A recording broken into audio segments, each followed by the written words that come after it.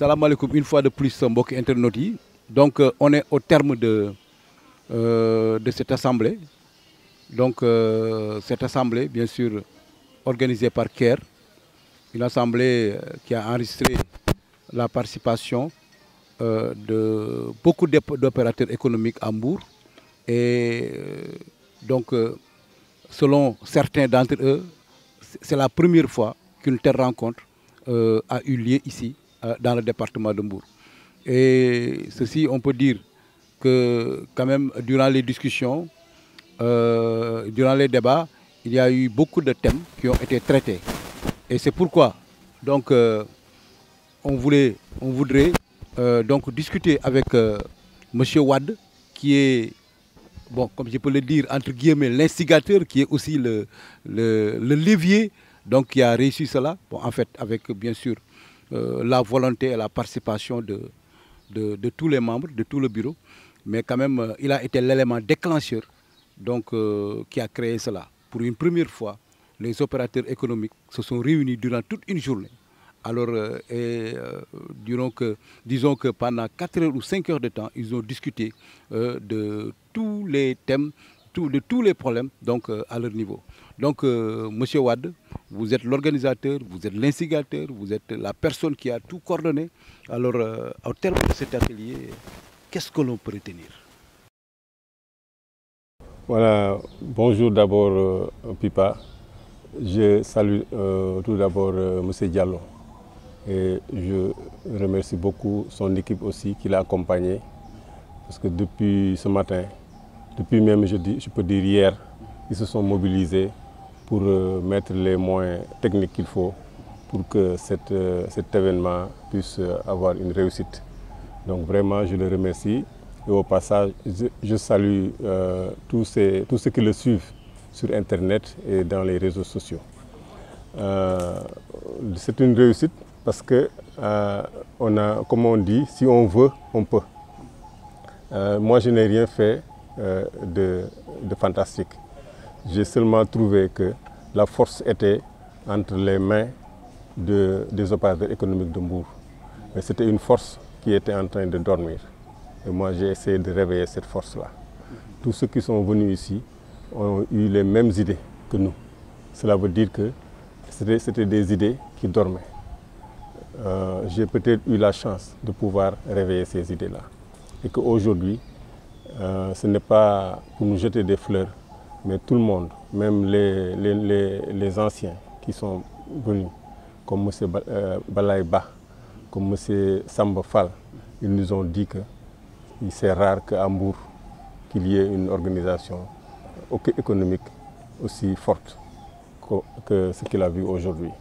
Donc moi je ne dis pas que j'ai fait quelque chose, j'ai seulement essayé de réveiller la force qui dormait entre les mains des opérateurs économiques de Mbour. Ça aussi, je remercie les journalistes, parce que c'est grâce à vous, avec la communication que vous avez fait autour de cet événement, que aussi tout Mbour s'est mobilisé. Et aussi, tout le monde est au courant de ce que nous faisons. Tantôt, M. Diallo me disait qu'il y avait plus d'une centaine de personnes qui étaient en train de suivre en direct. Voilà. Tout ça mis l'un dans l'autre a fait qu'on a réussi aujourd'hui cette journée économique. Durant cette journée économique, pouvez-vous revenir sur les grandes lignes? Voilà, les grandes lignes, c'était un événement qui était l'occasion d'organiser l'Assemblée générale de CARE. Parce que CARE existe depuis 1 an. Après, chaque année, toutes les associations ont une obligation légale de faire une Assemblée générale ordinaire. Donc ça, c'était la première partie de l'événement. Mais aussi, on a réfléchi depuis 6 mois sur la création d'entreprises. Parce que s'unir, c'est bien, mais s'unir autour de quelque chose qui peut nous servir, ça c'est encore mieux. Donc on a réfléchi sur des entreprises, sur des projets que nous voulons mettre en place pour booster l'économie de Mbour. Et là, en 3e partie, on a réfléchi sur des thématiques économiques qui intéressent les entreprises, notamment l'innovation que nous devons faire pour être compétitifs face aux étrangers qui sont en train de venir s'installer au Sénégal. Nous avons aussi réfléchi sur la possibilité de pérenniser les entreprises familiales que nous créons.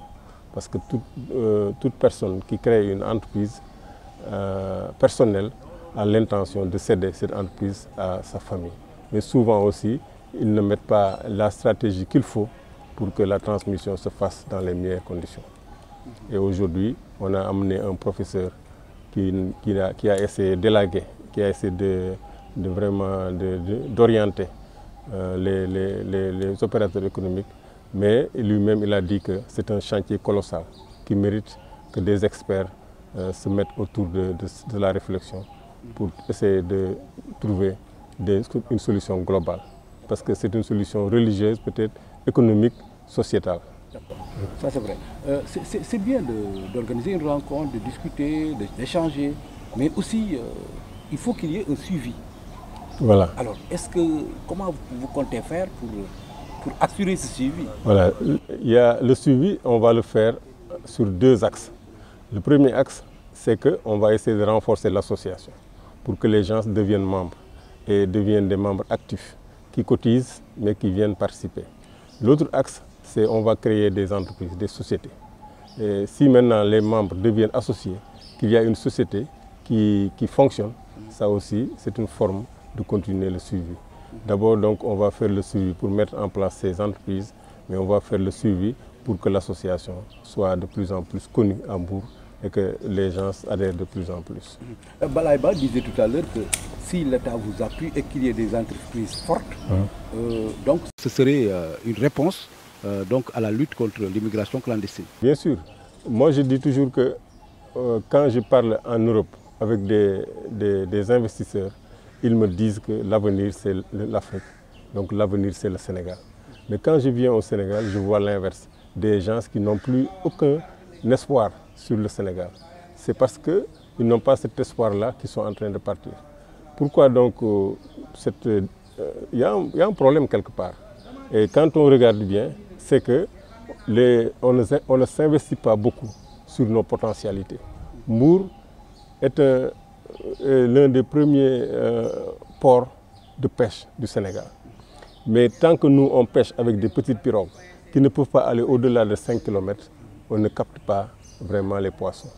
Il y a donc les grands bateaux qui viennent d'Europe, qui viennent de la Chine, de Corée, qui peuvent pêcher des milliers de tonnes.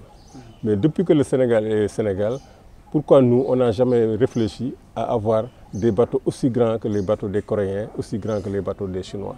Si on avait des bateaux aussi grands que celui des Coréens, on allait faire des industries ici à Mbour pour transformer le poisson. Donc il y aurait plus de poissons à débarquer. Cela veut dire qu'il y aurait plus de travail et derrière ce poisson débarqué, on va créer une industrie. Comme dans le temps de Senghor et d'Abdou Diouf, on avait des industries qui transformaient le thon à Dakar, qui faisaient des sardines. Mais maintenant, il n'y a plus d'usines. Tout le poisson est pêché et exporté. Et le peu de poisson qu'on peut ramener, c'est le poisson pêché par des pirogues qui amènent peut-être une dizaine de kilos. C'est pour ça que les pêcheurs, finalement, quittent le Sénégal pour aller tenter l'aventure. Donc, pour revenir aussi à notre sujet, et pour terminer, bien sûr, quelle est la prochaine étape avec CAR? La prochaine étape, comme je l'ai dit tantôt, c'est de créer les sociétés. Je l'ai rappelé lorsqu'on était encore en haut, qu'il faut que les gens adhèrent à ces sociétés. D'abord, remplir la fiche de souscription. Ça, c'est une étape. Et quand on remplira la fiche de souscription, on va maintenant voir ceux qui sont intéressés et travailler avec eux sur la mise en place du projet du e-commerce et du projet du fonds de garantie.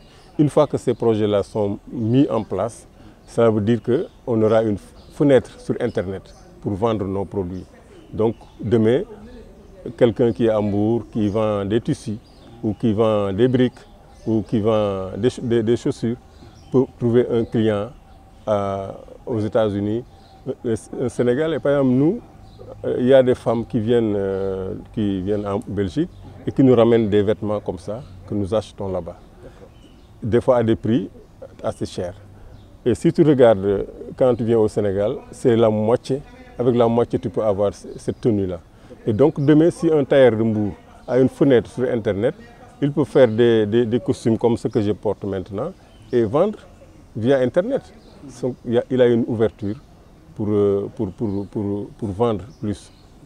Et aussi, si on peut faire le fonds de garantie, cela veut dire que rien ne sera plus impossible pour nous pour créer de nouvelles entreprises. Parce qu'on aura assez de fonds pour nous soutenir entre nous et supporter ceux qui veulent créer ou pousser à ceux qui veulent agrandir leur business. Donc vraiment, ce sont les chantiers sur lesquels nous allons travailler les années à venir. Voilà, donc merci mesdames, messieurs. Donc c'était l'Assemblée générale de CAR.